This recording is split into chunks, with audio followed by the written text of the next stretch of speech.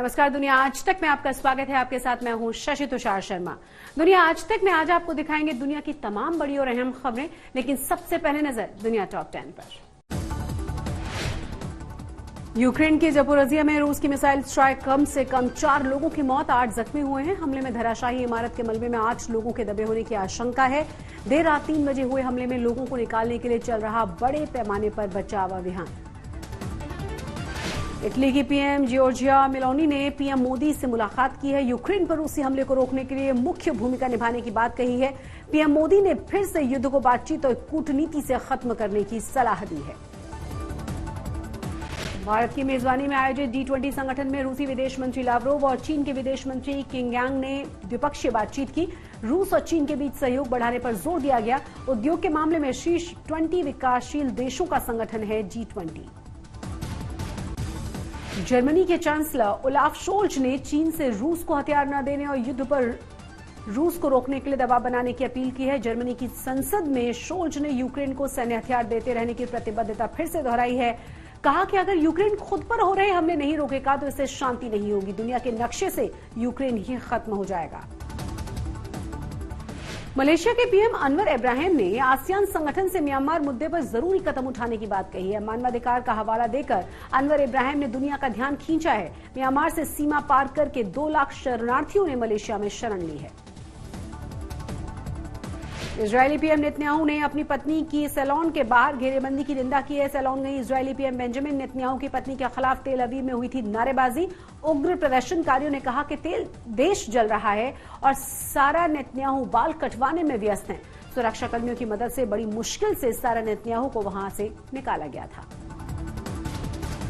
Australia में हत्या के मामले में भारतीय मूल के राजविंदर सिंह को सजाए मौत। 2 साल बाद ऑस्ट्रेलिया में भारत से किसी व्यक्ति का प्रत्यर्पण हुआ है। पुलिस सुरक्षा में राजविंदर सिंह को नई दिल्ली से मेलबर्न लाया गया। 2018 में क्वींसलैंड के मशहूर वेंगटी बीच पर एक 24 साल की युवती की हत्या का दोषी है राजविंदर सिंह। ग्रीस में हुए रेल हादसे में मौत का आंकड़ा 43 के पार पहुंच गया है। राहत और बचाव का काम जारी है। ट्रेन में और ज्यादा लाशों के होने की आशंका है। ग्रीस में सबसे भयानक रेल हादसों में से एक हादसा बताया जा रहा है। अमेरिका के पश्चिमी राज्य कोलोराडो में पीने के पानी में खतरनाक केमिकल मिलने के बाद हड़कंप मचा। परफ्लूरो एल्कलाइन एंड पॉलीफ्लूरो एल्काइन नाम से रासायनिक तत्व के चलते आम लोग पानी पीने का इस्तेमाल नहीं कर पा रहे हैं और डरे हुए हैं। 2018 में प्रशासन ने इस समस्या से उबरने की बात कही थी।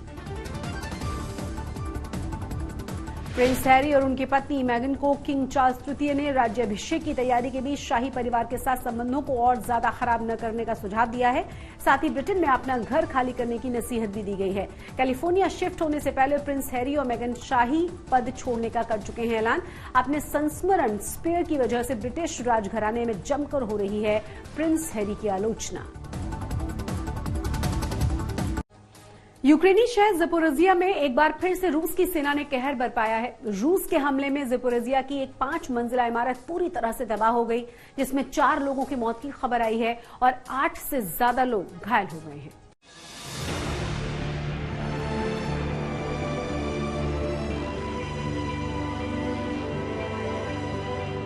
मलबे के ढेर में तब्दील हो चुकी ये इमारत 5 मंजिला थी, जो कई लोगों का आशियाना थी।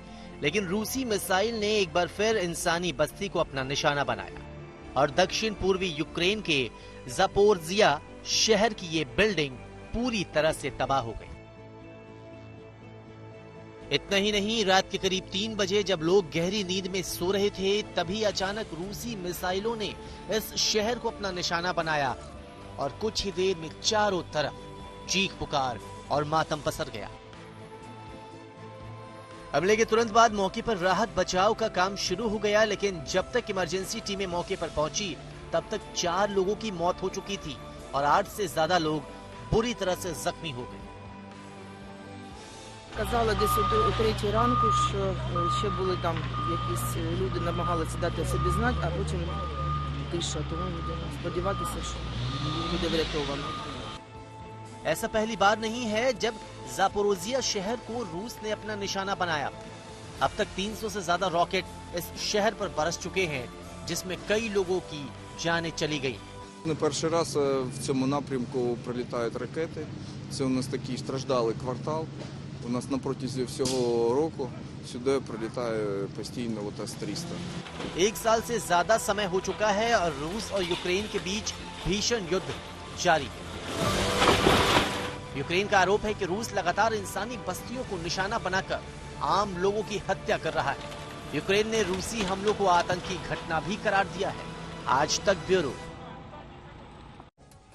तुर्की में भूकंप को आए लगभग 1 महीना हो गया है, मगर आज भी रह रहकर बचाए जाने की कुछ ऐसी ही कहानी सामने आ रही है जिसके लिए शब्द इस्तेमाल किया जाएगा चमत्कार। इन्हीं कहानियों में से एक कहानी 5 महीने की एक बच्ची की है जो महीने भर बाद अपने परिवार से मिली है। देखिए।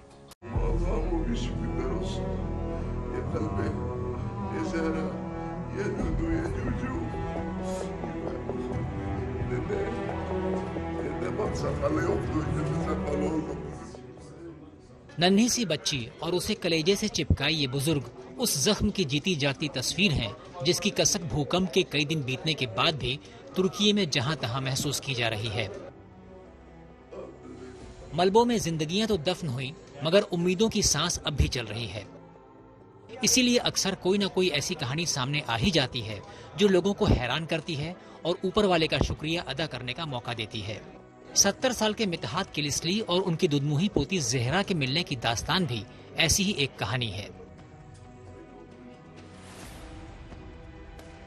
दरअसल भूकंप ने जिन घरों की खुशियां छीन ली, उन्हीं में एक घर मितहात का भी था, जहां भूकंप ने इस कदर तबाही मचाई कि उनका पूरा परिवार ही खत्म हो गया।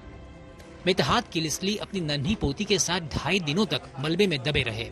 मितहात को जब मलबे से बाहर निकाला गया तो उन्हें अपनों के न रहने की जानकारी मिली। पूरे परिवार में सिर्फ वो और उनकी नन्ही पोती बचे, लेकिन बचाव अभियान के दौरान उनकी पोती उनसे बिछड़ गई।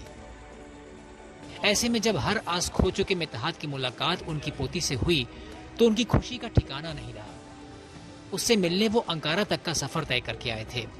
इसी के साथ जिस जीवन में उम्मीद और हौसले टूट चुके थे, उसे एक मकसद मिल गया, एक आस मिल गई। Deprem başladı. Biz göçük altında kaldık. Sırtıma düşen taşların haddi hesabı yok. Allah'tan işte Zehra benim kucağımda kaldı. 2,5 gün geceli gündüzlü ağlayıp durdu bu garibim bu. Kurban oldu. İlk önce Zehra'yı kurtarın dedim. Ben öleyim, sorun değil. Zehra kurtulsun. Zehra kurtuldu. Verdim. भूकंप के इतने दिन बाद भी तुर्की में जिंदगी की तलाश थमी नहीं है। जो बच गए हैं वो आज भी अपनों की तलाश में दर दर भटक रहे हैं। कई किस्मत वालों को उनका परिवार मिल गया है तो कई ऐसे परिवार भी हैं जिन्हें खोजने वाला तक कोई नहीं बचा। तुर्की में आए इस विनाशकारी भूकंप में 45,000 लोगों की मौत हो गई और 1,08,000 लोग घायल हुए हैं। आज भी 300 से अधिक ऐसे बच्चे हैं जिन्हें उनके परिवार से मिलाने की कोशिश जारी है। आज तक ब्यूरो। अमेरिका के अलास्का के आसमान में शानदार नजारा नजर आया। बताया यह जा रहा है कि रंगीन रोशनी नॉर्दर्न लाइट्स की है और इस दौरान पूरा आसमान ही चमकीली नीली और हरी रोशनी से जगमगा उठा था। इसका वीडियो सोशल मीडिया पर जबरदस्त तरीके से वायरल हो रहा है। दरअसल एक फोटोग्राफर ने रविवार की रात इसका वीडियो बनाया था, सोशल मीडिया पर उसे पोस्ट कर दिया था। रात के वक्त दिखने वाली इस नीली रोशनी को नॉर्दर्न लाइट्स कहा जाता है। जानकारों के मुताबिक जब सूर्य की किरणें पृथ्वी के ऊपरी वातावरण में चुंबकीय क्षेत्र से टकराती हैं तो ऊर्जा उत्पन्न होती है। ये आसमान में अलग अलग रंगों में खास आकृतियों के रूप में हमें नजर आती है। और इसी के साथ दुनिया आज तक में बस इतना ही, लेकिन देश और दुनिया की तमाम बड़ी और अहम खबरें आज तक पर लगातार जारी हैं।